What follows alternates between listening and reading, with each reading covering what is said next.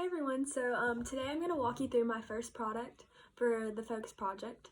And my Focus Project was on vision. I decided to do vision because vision has always been a huge, significant thing in my life. And I've always been astonished with how it works and how you're able to just wake up one day, or every day, and you're able to just look around you and see things so clearly. And I wanted to know more about it. So that's why I decided to do my Focus Project on vision. And for my first product, I did my form of argument in a form of a podcast.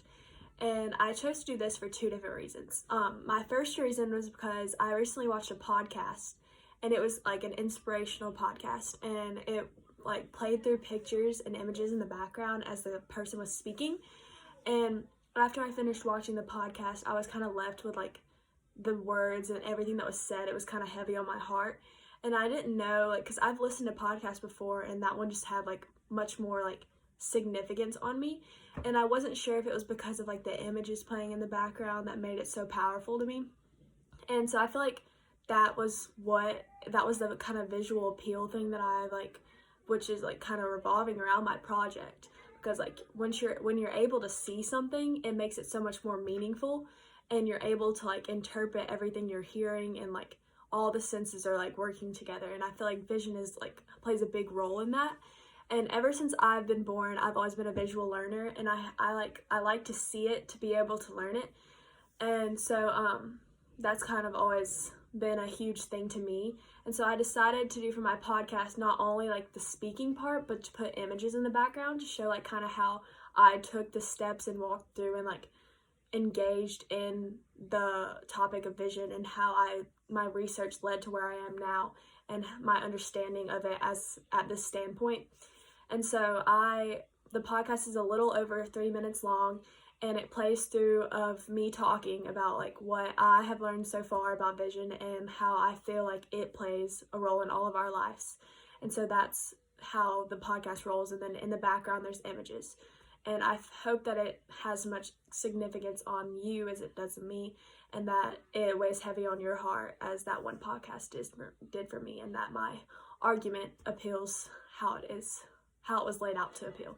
So thank you all. Do you ever recall a time when someone asked you, if you had to lose either your eyesight or hearing, what would you rather lose? How did you respond to this question? I know for me, I've always said that I would much rather become deaf with no question, because my eyesight is very important to me. I feel as if it is my way of connecting with the world. The way I learn, the way I adapt, the way I communicate, and the way I am able to take in the astonishing world around me. The way vision works is quite amazing. The eye's main function is to recognize patterns of light, and then they work with the brain to turn those patterns into images.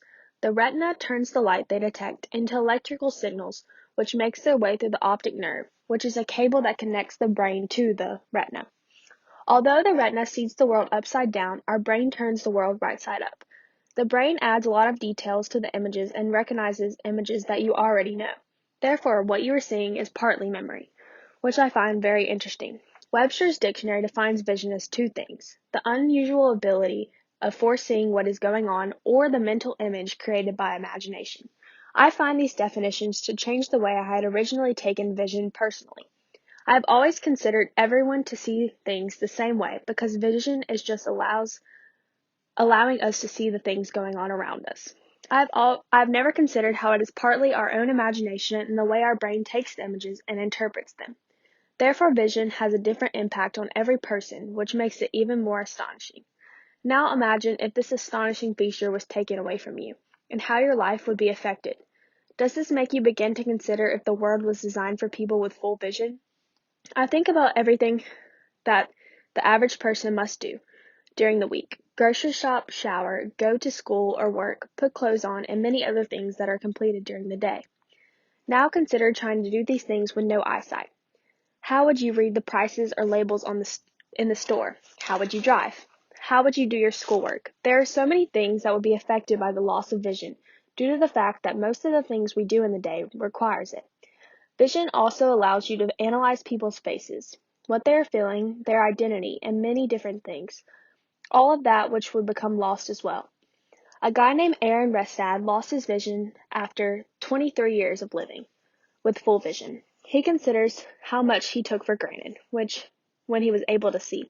One thing he focuses on is faces. This section had a big impression on me. He states, but it's just not the same. I miss seeing smiles, I miss being able to look at pictures of my loved ones, and I mostly miss being able to make eye contact with someone as we gaze into the windows of each other's souls.